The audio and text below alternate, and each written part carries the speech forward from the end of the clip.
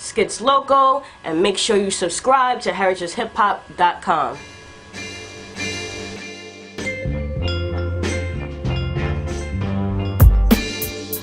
Alright everyone, we always about bringing new faces to the forefront when it comes to hip-hop culture, and I'm definitely glad to bring you another female artist, and I love female artists. So please, introduce yourself to the people. What's up everybody, my name is Skittz Loco, Skittz Loco, whatever you want to call me, and I'm happy to be here, thank you. Well, that's what it is, and basically when it comes to hip-hop, it's always about finding your voice. So tell me about Skittz Loco, what made her pick up the microphone and give the world her voice? Well, actually I've been rapping since I was 7 years old. My actual first MC name was B Money, and I actually got it from the Moesha show. The brother's name was D Money, so my first name started B. I'm like, my name is B Money. I've been into music really since young. Actually rapping, that was the thing to do. I'm from the Bronx, everybody was doing it. I don't really come from a music family like background, so I'm actually the only one that raps, which is kind of cool. And pretty much who I am, I'm a female spitter. Like, I spit, I love bars, that's what I'm about. I am a product of my environment, and it speaks through my music. So being from the Bronx already speaks a lot about hip-hop culture. That's a fact. When you talk about early hip-hop, before it was even called hip-hop, there were jam sessions. So you had Grandmaster Flowers, and you had the Message was playing. And then when the house party came in, you had Kool Herc, and even the Get Down spoke about I met him too. He's a legend. I met Kool Herc. He's a legend. That's what's up. What does being from the Bronx mean to you first when it comes to being an artist and representing the hip-hop culture?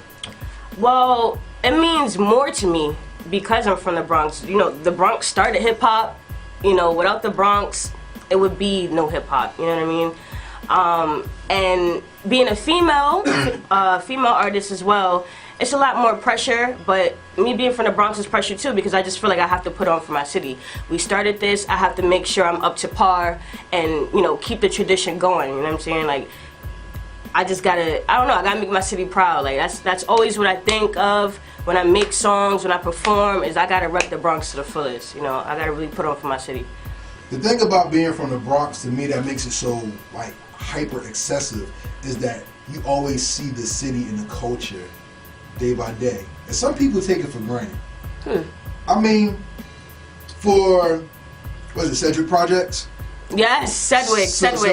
So some people will just be like, oh, that's just the projects, it's whatever. But to know the history, it's like, nah, do you understand what that is? Right. You see what I'm saying? Right. And we always say, for you to understand hip-hop, you gotta go to the place where it originated.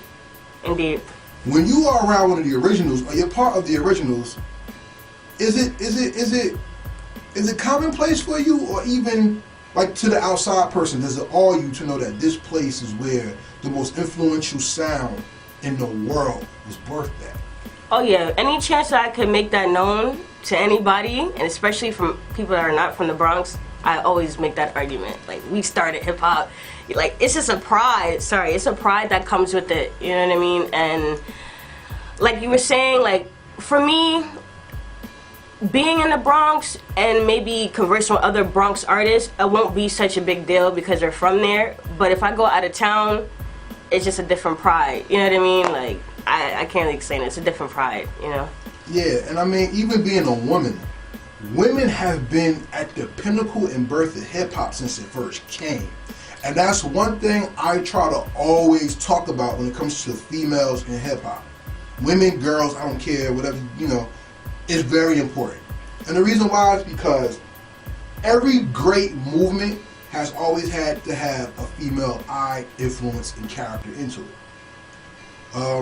When we think about hip-hop now, we think about the record deal, right? Well, if it wasn't for Sylvia Robinson with Sugar Hill Gang, nobody would have never known about doing getting deals, right? But even when we think about Debbie D and Sarah Rock and, you know, there's so many MCs to name. I mean, I don't want to go through history. You can do it yourself.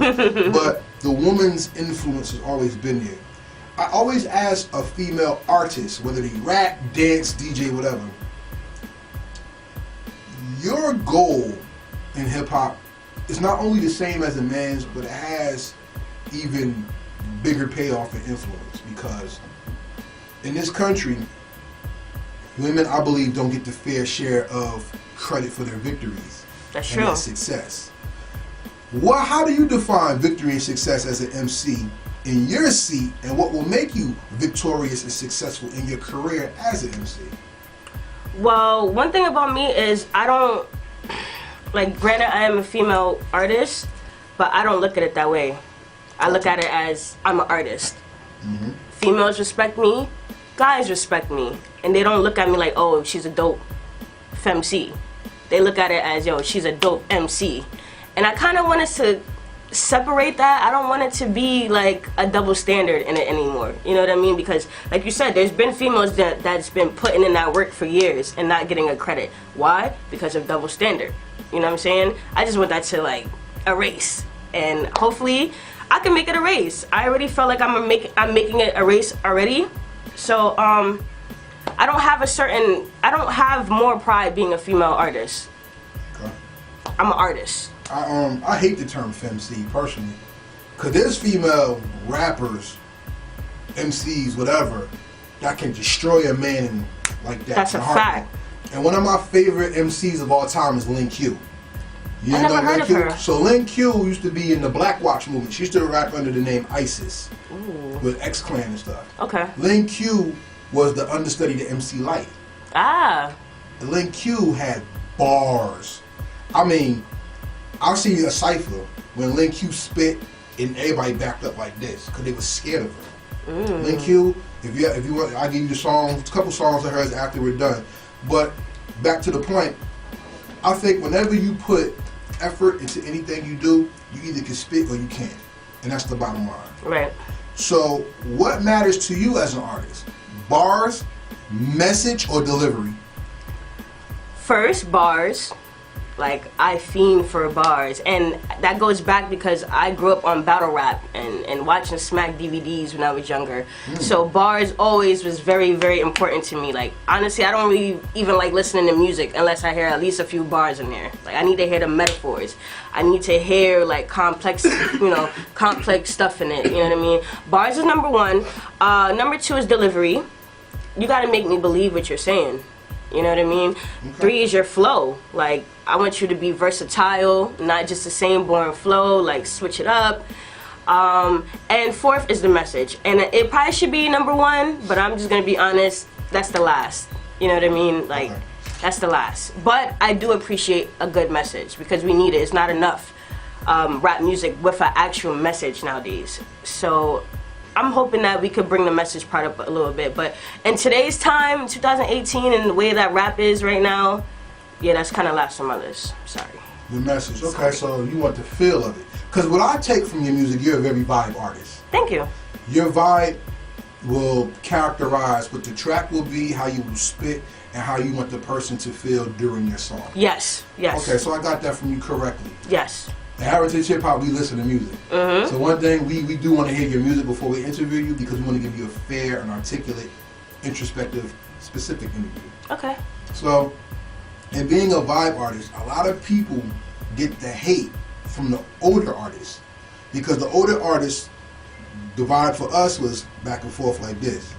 For the newer artists, it's like this. Yes. You know what I'm saying? So it's more pump feel. You know what I'm saying? What does the vibe mean to you, and what is the vibe that you want to share? The thing about me is, like, I have so many different vibes. Like, if you was to listen to 10 of my songs, they all would be different.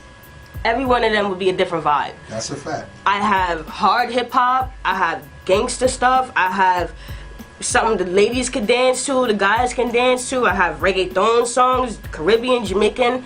I don't like to stay in one box. And one thing about me is, even with my turn-up songs, if you really listen to what I'm saying, it's complex bars. Like, you really just gotta listen to what I'm saying. It's not, like, gibberish. So even in my turn-up songs, there's gonna be metaphors, there's gonna be bars. And that's, like I said, bars is number 1. So in any song I have, it has to be in there. I don't care if it's a turn-up, sad, it's gonna be some bars in there. Straight like that. So the vibe is definitely important because there's so many different type of people. I like to make music for everybody. I don't want to just be in one lane or, oh, she's this type of artist. No. I can do any and every type of song, and I'm confident I stand behind that.